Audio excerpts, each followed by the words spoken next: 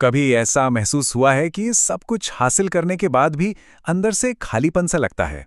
आज के इस विश्लेषण में हम कुछ ऐसे ही मेंटल टूल्स को समझने की कोशिश करेंगे जो इस असंतोष की फीलिंग से निपटने में हमारी मदद कर सकते हैं। ये एक ऐसा सवाल है ना, जो हम सब के दिमाग में कभी ना कभी तो जरूर आता है। हम एक गोल सेट करते हैं, उसे हासिल भी कर लेते हैं, और फिर कुछ ही दिनों में वो खुशी पता नहीं कहाँ चली जाती है। आखिर ऐसा होता क्यों है? ये कुछ ऐसा है जैसे हम एक सेल्फ इम्प्रूवमेंट की ट्रेडमिल पर भाग रहे हैं, भागे जा रहे हैं, पसीना बहा रहे हैं, पर पहुंच कहीं नहीं रहे। साइकोलॉजिस्ट्स ने इस फीलिंग को एक नाम दिया है, अराइवल फैलेसी, और हमारी बहुत सारी बेचैनी की जड़ यही है। तो चलिए इस जाल को ना थोड़ा और करीब से देखते हैं। ये जो सोच है ना कि मैं तब खुश होऊंगा जब, ये कैसे हमारी खुशी को हमेशा कल पर टालती रहती है। ये शब्द डॉक्टर ताल बेन शाहर का दिया हुआ है, जो पॉजिटिव साइकोलॉजी के एक्सपर्ट हैं। इसका सीधा सा मतलब है कि हमारा दिमाग ना बहुत जल्दी नई चीज़ों का आदी हो जाता है। इसे हेडोनिक अडेप्टेशन कहते हैं। मतलब जो कल बहुत बड़ी अचीवमेंट थी वो आज नॉर्मल बन जाती है और हम फिर अगले गोल के पीछे भागना शुरू कर देते। और पता है, इस सोच का असर काफी गहरा हो सकता है। ये हमें आज में, इस पल में जीने ही नहीं देती। हम लगातार नाखुश रहते हैं, मोटिवेशन कम हो जाता है, और कई बार तो हम ये सोचने लगते हैं कि शायद हम में ही कोई कमी है। तो बात यह है कि प्रॉब्लम सिर्फ बाहर के गोल्स में नहीं है। असली खेल तो हमारे दिमाग के अंदर चल रहा है।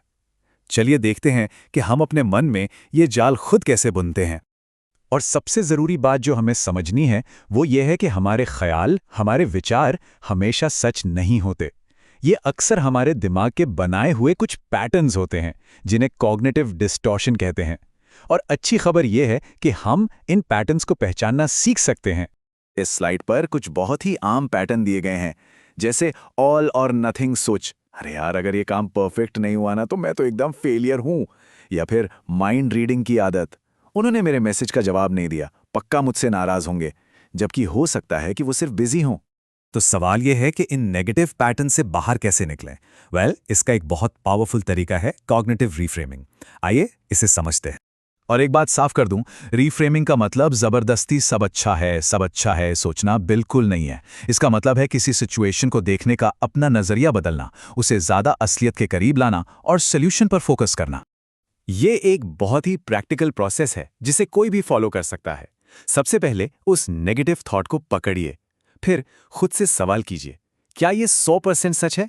इसके बाद एक ज्यादा बैलेंस्ड नजरिया ढूंढिए, और आखिर में एक छोटा सा एक्शन लीजिए जो आपके नए नजरिए को और पक्का कर दे। अच्छा, अब दो और बहुत जरूरी मेंटल स्किल्स की बात करते हैं जिनके बीच का फर्क समझना गेम चेंजर हो सकता है। यह है मेंटल टफनेस और रेजिलियंस। इसे समझने का सबसे बढ़िया तरीका है स्टील और रबर बैंड का मेटाफर। मेंटल टफनेस है स्टील जैसी, जो दबाव में टूटती नहीं, झुकती नहीं, या आपको मुश्किल हालात में भी आगे बढ़ाती रहती है। वहीं रेजिलियंस एक रबर बैंड की तरह है, जिसे आप खींचते हैं और वो झटके के बाद वापस अपनी शेप में आ जाता है। तो सबसे जरूरी बात यह है कि इन दोनों का बैलेंस होना चाहिए। सिर्फ टफनेस वो आपको जलाकर राख कर देगी, जिसे हम बर्नआउट कहते हैं, और सिर्फ रेजिलियंस वो आपको कभी अपने गोल्स तक पहुंचने ही नहीं देगी। टॉप परफॉर्मर्स इन दोनों को साथ लेकर चलते हैं। तो चलिए अब इन सारे टूल्स को लेकर जिंदगी के कुछ और बड़े, कुछ गहरे सवालों की तरफ चलते हैं, खासकर जीवन के उस पड़ाव पर जब ये सवाल अक्सर हमारे सामने आकर खड़े हो जाते हैं। ये वो दौर है जब लोग अक्सर रुककर सोचते हैं कि मैं कर क्या रहा हूं, मेरी जिंदगी का मकसद क्या है। इसे एक तरह का एग्जिस्टेंशियल वैक्यूम यानी अस्तित्व का शून्य भी कहा जा सकता है, जो हमें गहरे अर्थ की तलाश करने पर मजबूर करता है। और इस दौर का सबसे बड़ा सवाल यही होता है, जब मेरे पुराने रोल, मेरी पुरानी पहचानें फीकी पड़ने लगती हैं, तब मैं कौन हूं? तो आप इन सारी बातों को एक साथ जोड़कर जिंदगी को देखने का एक नया, एक पावरफुल नजरिया बनाते हैं। एक ऐसा नजरिया जो हमें आगे बढ़ने में मदद कर सकता है। ज़ेन गुरु शुनिरयू सुजुकी का ये कोट है जो आज की हमारी सारी बातचीत का सार बहुत खूबसूरती से बताता है। तो असली बात यह है कि हमें खुद को एक ही वक्त में एक मास्टरपीस और एक अधूरा काम दोनों की तरह देखना है। असली ग्रोथ खुद को एक्सेप्ट करने से आती है, रिजेक्ट करने से नहीं। और असली खुशी मंजिल में नहीं बल्कि सफर में ही है।